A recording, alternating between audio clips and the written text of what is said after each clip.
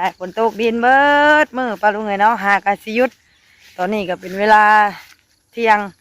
ตอนเที่ยงปลาลุงไงเนาะก็สิพากันลงไปยามเบิ่งปูเบิ่งป่าอีกก้อนเนาะว่านี่อยู่บ้านลายกว่าเมื่อวานนี่อีกันนี่ป้าโหมื้อนี้น้ำลายกูเก่าเนาะตู้เนาะท่านในหอดยามมันลงเนาะตู้เนาะยังโมเมนต์ยามปลาลงไปดูอันนี้ยามปลาเที่ยวดินนี่ชื่อว้าให้มาเบิ้งบาดนี้ว้าวสวัสดีครับจะม้อยสวัสดีครับแบบมีขี้เหนียวหน่อยนึงบาดกำลังลงเนาะกำลังลงคือน้องเลยยี่ห้อบ่ตัวยุ้ยน่ะฮะยี่ห้อตัวยุ้ยบ่เอาลูกยี่ห้อคือบ่ว่าน้ำตู้จ้ะกินอายบ่ตู้หอมแอมข้างไหนเอาจุ๊บพร้อมบ่จุ๊บนั่นไหนจุ๊บนั่นไหนตุ้ยเบิ่งไปดูหน่อยเนาะเอาฮึบอ๋อเห็นบ่เจ้าตู้เกี้ยนะเป็นยังบ่อ้าวโอ้ปลาเค็งกำลังน้อยปลาพ่อกำลังน้อยปลาซิวกำลังน้อยอ้าวบาดนี้พะลุงไงเนาะหลังจากฝนหยุดฝนย้อนเฮากระย่างลงไปต้นยามปูยามปลาอีกคือเก่าปะลุงไงเนาะมื้อนี้ก็ได้ฝนตกดินเบิดมือปะลุงไงเนาะหากาสิยุดตอนนี้ก็เป็นเวลาเที่ยงตอนเที่ยงปะลุงไงเนาะก็สิพากันลงไปยามเบิ่งปูเบิ่งป่าอีกก้อนเนาะว่ามีอยู่บ่พวกมันนั้นไอ้นิ้วเพิ่นมายามกับพ่อลุงไงเนาะน้องวินเพิ่นก็มีอยู่ในหนึ่งนี่กะว่าตอนนั้นน้ำยังบ่ทันหลายปะลุงไงเนาะอันนี้ลงเบิ่งก่อนเด้เพิ่นมาหลังอยู่เอาปะลุงไงเนาะสบายดีเด้อปะลุงเด้อสบายดีและสวัสดีปะลุง FC เบิดสุขุทุกคนเนาะพบกันฮะอันนี้เอามาได้ไหมลูกพบกันอีกแล้วปลาโตน้ำลายกว่าเมื่อวานนี่กันนี่ปลาโหมื้อนี้น้ำลายกูเก่าเนาะตู้เนาะมีบ่ตู้บ่ามันกำลังลงวะแต่ขี้ข้านติแต่ขี้ข้านเลือดปลาผูน้ำพี่น้องเอ้ยน้ำลายดิมันนี่จนว่าปลาบ่ตัวยุ่บๆทั้งน้ำมันน่ะฝนตกปะโอ้วินเนอร์กับเวนิวกำลังเอาลงมาเบิ่งทั้งหน้าก่อนท่านในหอดยามมันลงเนาะตุกเนาะยังโมเมนต์ยามปลาลงไปดูอันนี้ยามปลาเที่ยวดินนี่ชื่อโมเมนต์มันลั่นอีกบ่ตู่อันนี้คือเป็นพดขึ้น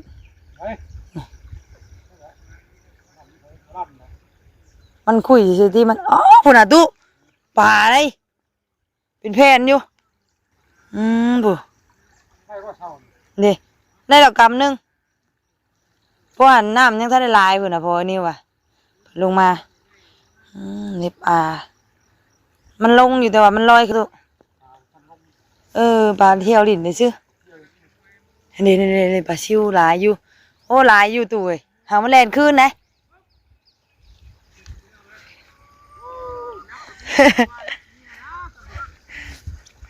มาอะไรทางนั้นตามรังลวดมาเลย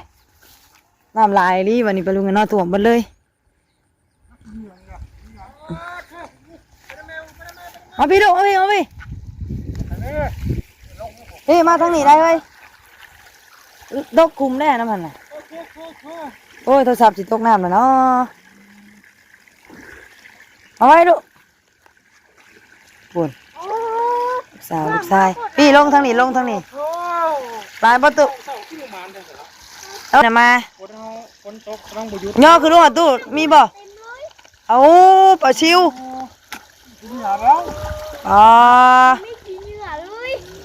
ขี้เหนียวก็มีเอาอยู่นี่นั่นตรงไหนไหม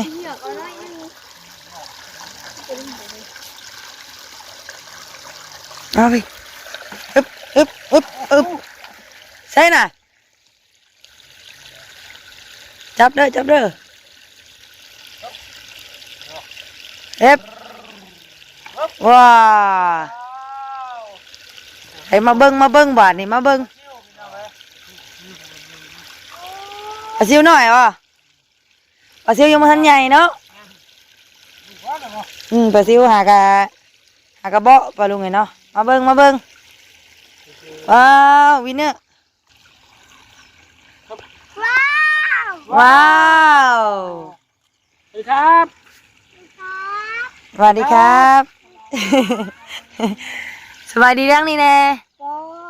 จะม่อยทางนี้แบบมีขี้เหนียวหน่อยนึง อ๋อ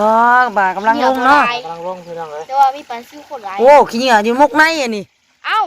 ขี้เหงื่อมุกในตัวเอ้ยโอ้ นั่งกินร้าน ปลาแต่ว่าปลางามกูเก่าอยู่ปลาลุงไงเนาะผู้หันน่ะได้น้อยหนึงในวินเนอร์ปลาไปเลยฮึบแต่ว่าปลาซิวตัวน้อยๆเนาะวินเนอร์เนาะมาลูกอย่ากันมันเหนียวครบปะเหนียวครบมือนี่ปลาคอนี่จับเอาว้าวแทนยอบังด้วย ตกตื่นกำลังเก่าเลยของสบาย ว้าวดูฮึบจับขึ้นว้าวมานี่ว้าวใส่บังนี่ว้าวปลาลุงมาพี่ว้าวพี่ไหนเฮ้ยมึงสิว้าวได้ไหมว้าวมาดูในปลาคอน้อยปลาลุงไงเนาะพอในมุกนี่หอยก็มีแม่ เอ้ยมียังไงนี่คิดได้คิดเนี่ยงามปลาเที่ยวที่ทุก แม่ออกมา ปัดออกนี่สบายดีปะลูกไงสบายดีถูกละสวัสดีครับเอาปลาเด้อปลาลุงเอาปลาวินเนอร์เด้อปลาซิวน้อยปลาซิวน้อยเด้อจ้ะอย่าดึงเสือเอากระเป๋ามาให้ตู้แน่ปลาซิวน้อยเด้อคนสีดาวดิ คนใส่ปลาไปฮะ แม่นควมมาใส่กันนั่นอย่าบริใส่เลยติเถอะอ๋อน้ำกำลังมาผูกปลาลุงเลยเนาะ ใช่เขาใส่เพียก็ได้รับกินดิบหรือว่าเลย สมอยเลย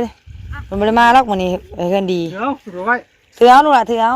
นี่จะกินเหนือนี่ ขี้เหนียวมุกในเดี๋ยววินวันได้ดอกกำนึงมีตัวเรื่อง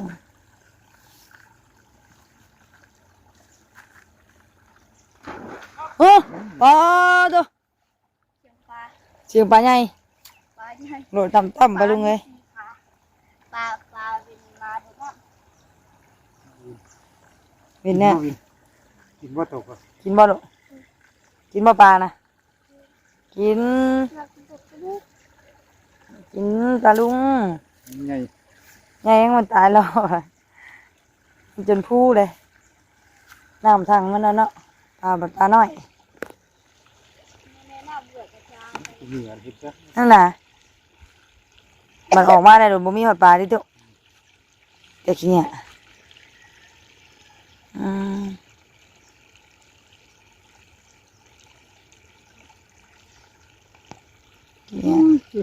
น้ำกำลังมาลาย ตู้เปรี้ย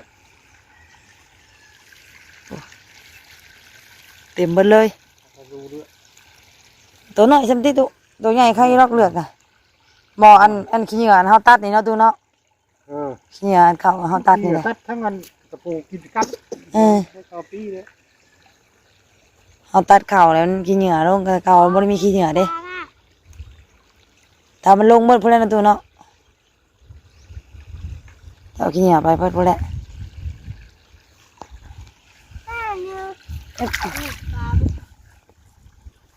ใส่หน้านิ้วดิ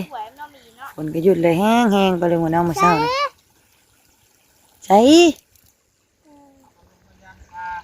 จับปลา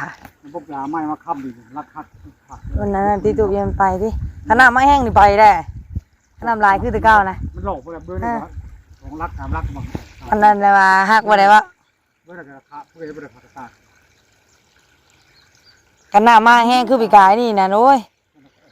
โอ้ยกระดับมาก็ได้ทุกใจจะไป ไปแล้ว เนี่ยมันมัน อ้าว งามป่าลงหมดเลย มันหนากระหวนดินนั่นนะตุ ป่าโลกมันลำหน้าเชียว เอ้ยมันเด้อ ยังโดนน่ะ ปลา ปลายัง ชิว ปลาชิว ตาชิวพออะไรเนี่ยพออะไรยังมาคืน อ๋อได้ยังบอกตู้ดู บอกกิน ได้ยังเพิ่นได้น้องใหม่อันไรมาได้ดอกหมอต้มหนึง ชื่อวอนชื่อวอน เพิ่นเอาให้บ่เอาให้เอ้ยได้ไปสั่งมาน้องนี่ เวลาชื่อลำลาถึง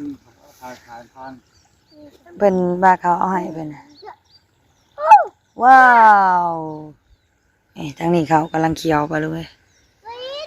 หน้าปลาละยิงแรงน่ะ โดยบรรยากาศธรรมชาติน้ำเต็มทุ่งไร่ทุ่งนา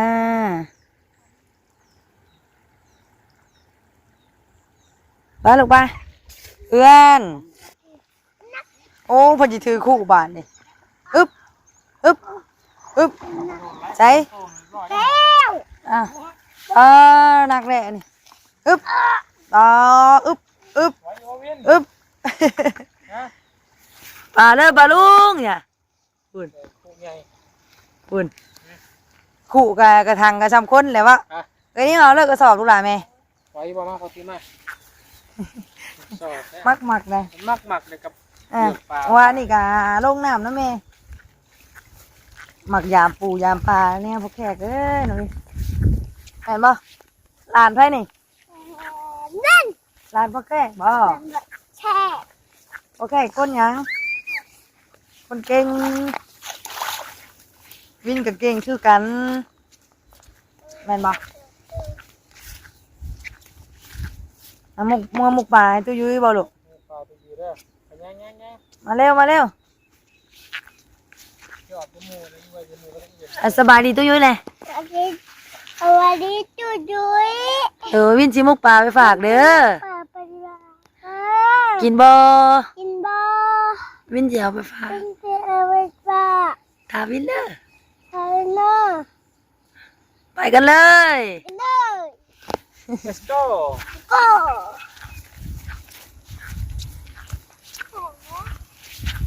เร็วมาเร็วมาเร็ว พี่มืออาบน้ำแล้วไม่มือด้วยจ้ะน้ำเด้อ เลยจ้ะ น้ำอุ่นน้ำหอมเด้อมีหอมเลยครับ ยี่ทอดบ่ลูกยี่ทอดบ่ตัวยุ้ยน่ะ หอมเด้อหอมยิ้มเลย ฮะยี่ทอดตัวยุ้ยบ่เอาลูก ทอด ยี่ทอดคือบ่เว้าน้ำตู้จ้ะยินอายบ่ ไอ้ อายยังไปนี่ให้มีตู้หอมอยู่บ่ไปนี่ให้ตู้หอมอยู่บ่ให้หอมอยู่บ่ลูก เอาทำดู เอาให้ตู้หอมแก้มข้างใด ขับนี่ เอาจุ๊บพร้อมบ่จุ๊บนั่นไหนจุ๊บนั่นไหนดูกินหอดหลานปะลุงเอ้ยดูก็ได้โตมาให้หลานไปหาคนก็หาเนาะหากันอันนะหากระเซ้าตกอ้าวดอกตามทุ่งไห้ทุ่งนา บรรยากาศธรรมชาติปะลุงไงเนาะผู้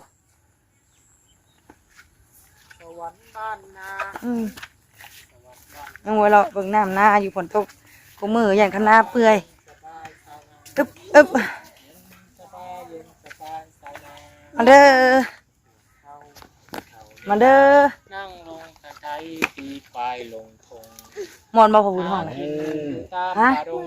ม่วน หากินอยู่ตามปลาดงไล่ควายลงทงหุยหุย โอ้อึบโอ้โหลดเราบ่บอกตุ้ยไปบอกตุ้ยไปเอ้ยวินในป่าวินในป่าหลาย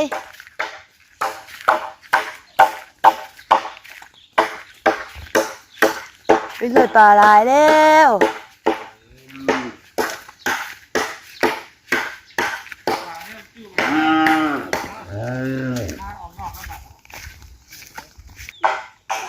ขึ้นให้มันตุ้ยเบิ่งไปดูหน่อยเนาะเอา ฮึบฮึบฮึบ ฮึบห้องมันตุ้ยนะแม่ห้องมันตุ้ยนะแม่ ได้ปลา อ๋อตัวแกมาบ่านี้เอานะแม่ฮึบฮึบ เดี๋ยวเราบอกหนูปลาหนึ่งนะ ฮึบ เราอะ ฮึบไปแกให้มันตุ้ยไปอ๋อโตตรงนี้รอบนี่นะตุ้ยหลานชายแบกมาแน่ ก็ฮะ ฮึบ โอ้ อ๋อเห็นบ่เจ้า ตุ๊เตี้ยนะเป็นยังบอกอ้าวนี่ เมื่อไอ้ตุ้ยเลือกเพิ่นล่ะ เพชรชื่อตุ๊เตี้ยนะเป็นลูกกระดานยามอุ้ยบอกง่ายเอ้ยมาเอาเด้อ กินเหยื่อทั้งกินเหยื่อทั้งอันนั่นปลาลุงไงน้องนี่ ซิวน้อยๆ ปลาซิวน้อยๆเอากระซ้ำมาแม่ นั่นแหละกัน แม่กระซ้ำมาถอกมาอ๋อฮึบฮึบ โอ้ปลาเค็งกำลังน้อยปลาพ่อกำลังน้อยปลาซิวกำลังน้อย จะตุ่ยเยอะ ปลาลุงเอ้ยเนาะหากะสิได้หลายรอบนี่เลยเนาะเออ นี่ มียังอ่ะ นี่กบ โอ้มียังนี่ เค็งน้อยไหมเนาะ ปลาเค็งน้อยเลย มันกำลังน้อยพี่น้อง แมนปลาเค็งปลาคอน้อย เพ เนาะ ราะว่าย่างน้อยมันเลยนี่เพราะว่ามัน ปลาซิวก็น้อย ต้นปีเลยเนาะ ปัญหาให้ตู้เตี้ยลูกพยายามเมื่อให้ตู้วันเด้อ น้ำหากะมารอบนี้ปลาลุงไงเนาะ บอกมาเอาแม่บอกง่ายเมืองมุก แล้วให้อันนิวโทรหา เออ ไอ้ตุ้ยกันอยู่ในขีดตะไคร้แล้วบดมือปลาลุงเลยสบายดีเด้อตุ้ย โอ้ยสบายดี เด้อใช้มุกหรือว่าไปให้ตู้นะ ตู้เอ้ยตู้เยอะไปซิ้วสองปีเลิกไปให้เจ้าสิอังเลิกผ่านไปตู้อีก บ่มีแนวไปต้อนปลาลุงไงเนาะ อันว่าเท่าไม่คนเด้อไปตู้อีกไปบ่มี เลือกแม่ เอง เลือกให้เราแม่กระซ้ำหน่อยมาลูก ปลานี่ มุกไปให้ตู้อีกนะ ไปตู้เพราะแต่พอเขาสิไปเรืออยู่หมวกกับแบบมาลงหลายเรือขาดชีวิตนะ แม่น อยู่ๆไงบัดมารอบหน้าเด้ แม่ อ เห็นแล้ว บัดมือปลาลงหลายๆมันไงจ้ะ อันงามๆตอนพุ่นเนาะช่วงมันกินดอกข้าวปลาลุงไงเนาะปลาจังจีใหญ่อะไรกับมัน ตอนนี้คือว่าอะไรน้ำแรกเนาะน้ำแรกปลาลุงไงปลากระทันใหญ่ ว้าวว้าวว้าวว้าวว้าวว้าวว้าวว้าวให้ปลาลุงเบิ่งนี่ว้าวตัวฮึบฮึบฮึบโอ้มักเลยปลาลุงไงกับปูกับปลานี่พอแห้งได้ใบมันตู้ลมอ้าว อ้าว มักปูมักปลาปลาลุงไงมักบาย มากมาย อีกหน่อยบางคนเพิ่นสิบ่อยากดิ่นเด้ปลาปลายังเหนือน่ะ ว่านี่เอาเจาะมาดินกับกระปุก ว้าวมากพูนน่ะเลือกเอาบ่แม่นเอาขี้เหงื่อออกลุงล่ะ เฮียออกเลยโอ้ยไปจับเฮียขับ มาพี่ว่าย่ามาพี่มาอีกเออนี่ นี่ชื่อคือมาตาที่ เอาเฮียออกลูกเอาไปทิมตัวแดนที่ทิม นี่ทิมใส่กระถางอ่ะไปมันข้าวได้เออนี่ไงเอาพี่เอามันทิมใส่กระถางขึ้นเขาจะกินเฮียกินได้บ่เฮีย ได้ กินบ่ได้คือเก็บใจจ้ะกินบ่ได้เพิ่นน่ะบ่รู้ไง มันกะเฮียกับป้าก็ทำกันแล้วเนาะ แม่น มันก็ เลื เฮีย อกไว้ให้ ตัวน้อยๆเนาะ โทรหาดิโทรหามาเอาเมื่อมุก พอดีมุกใส่กันเลยเด้เฮ้ย เหี้ยกันโดดตู้เตี้ยเอ้ยต้องกินเหงื่อ มุกสิกับกินเหงื่อเลยมันน้อยอักแซ่บอยู่ได้ปลาไหม้ที่บัดเฮาบัดอยากเนาะตุ้ยเนาะ บ่ได้ชนบันไดดอกเห็นลูกเห็น น้ำหากะมีปลาซิวเลยปลาลุงไงเนาะแต่กินไหม้ที่ก็แซ่บอยู่ ทำแล้วมันเฮ็ดนี่นะ กันกินเรื่อยแล้วก็บ่อยากแล้วบัดนี้ ที่กระเพาะปลาซิวเนาะ เอาปิ้งกินเอื้อมน่ะ มันก็ พอเลย กินเนอเอ้ยมักแต่ดิปลาลุงเลยมักบายปูบายปลานะนี่เห็นบ่เจ้ายังหัน ลูกในร้านนี่เนาะ เด่นใจนะมันเด่นใจหน้าเพิ่นเว้ยวู้เชื่อไว้ให้ไม่ตุ้ยปิ้งให้ตู้อีกค่ะ แล้วอีกบ่ เอาอีกอยู่ บ่พักไปที่ตัวนี้ก่อน เป็นมุกอะไรนะ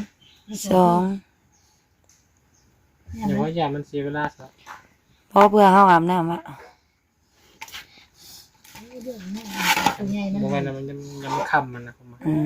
ยิ้มมันเขายิ้มมันเขา ปลายังอันนี้ ปลาลูก ปลาดุกบ่น่ะ เพราะว่ายามนี้มันเป็นวันอาทิตย์โคตรลายนะ แม่น ที่ว่าจะไปวันจันทร์แต่แม่พอวันยากวันจันทร์เรา เพราะว่าเราบ่ได้อยู่เลยเนาะ เอาไปสอน คือดื้อแหละ ก็ดื้อแท้นี่เด้ยอึ๊บมียังอันนั้นมียังกบบ่ดื้อบ่ ดู เห็นปะลุงมึงในกบน่ะเขียดน้อยเขียดแอกอย่าบายดินะดูไปเดือกน้ำพอพวกนะ นี่ อ๋อโอ้โหปลายังอันนี่ ดาลูก ปลาคอ คอ ปลาดุกเหมือนจับบ่ได้เลยดูไอ้ปลาดุกนะ เดี๋ยวจะจับไปได้ อืม เห็นปะพ่อนี่ มังหมัก นี่ชองช้ำเลยนี่ ทำยกก่อนกินอุ้มเพิ่นน่ะอุ้มเพิ่นว่านนี่ อวบบ่ ปลา แน่นบ่แม่ กระเดิด กินนมลายปลาดุกนี่เนาะ ไข่เย็น นี่ บ่โคตรซะนี่ เอ้า ไข่จะทำโตนี่เด้บัด ข้างในไม่ตุ้ยว่าโอ้นม2-3มื้อเบิดแก๊สหนึงปลาดุกเลยเนาะ หน้าอัน ก็เพิ่นอยากกินข้าวในได้เลยเนาะแม่ มีแต่แม่อยากมั่ม มือจะกลายมาดินน้ำมือนั่น มัดบูครบมือเลยลูก ไข่ว่าเพราะว่าป้ามาให้เด็ก อืม มือซื้อน่ะนั่นมีตู้หัวมือจะมามือ มันข้าวเลยโทนเลยมันข้าวเลยลูกละ นี่อันน่ะว่ะ อันปลาข้อนี่บ่มุกกับขยะแม่เฮ็ดอ้อเอา โอ้ขอโทษเลยใช่ ไปแกงเส้นหมกบวบด้วยเอาเห็ดหมกบวบ อันนี้นี่กันฮะ อืม โอ้นี่บวกกับงวยน่ะ แกงเส้นหมกบวบสักพักนั่งตู้หอมๆป่าว่าไงว้าว ปีก่อนแม่นิดเนาะนิด ใส่เอาไอ้แม่นี่ แม่นิดกัน นี่คุณจะไปให้ดีดิ ว้าวปลาใหญ่ เอ้ยวินเนอร์พ่อปลาคอใหญ่ยามนั่นเด้นะวินโอ้ไปอะไรไปอาบน้ำไปอาบน้ำไปลูกไป ข้างหน้ามันนี่ปะ ไปอาบน้ำไปอ่ะ ทำนะ อาบน้ำได้แม่นแล้วนี่ตัวนี้กาพอดีแล้วเพื่อออกวิทย์บ้านอีกนี่เนาะนี่กา12 โมงแล้ว ไปเว้นเลย อึ๊บแม่น จะทำมาเด้อ นะเห็นรวยเพิ่นมาอยู่นำเป็นตุ้ยท่าไปลุงเลยเนาะยันว่างัวออกเอาเอ้นิวไปนำเพราะว่าไป มันมีเพื่อนน่ะ เรื่อยแล้วยังบ่ได้เอาเอ้นิวไปนำอยู่ ได้หญ้าชาชักทางที่ชอบแล้วได้ประกันอยู่ อืม มันมา คือว่านี่เนาะแม่เนาะเพิ่นอิ่มเด้ เอาไว้ไปนี่กระทังนี่ เอ้ยคนน้อยๆก็เว้าเว้นดี นี่เอาอันนี้ละ อ๋อได้ไปให้ตู้ยุ้ยน่ะบ่ลูก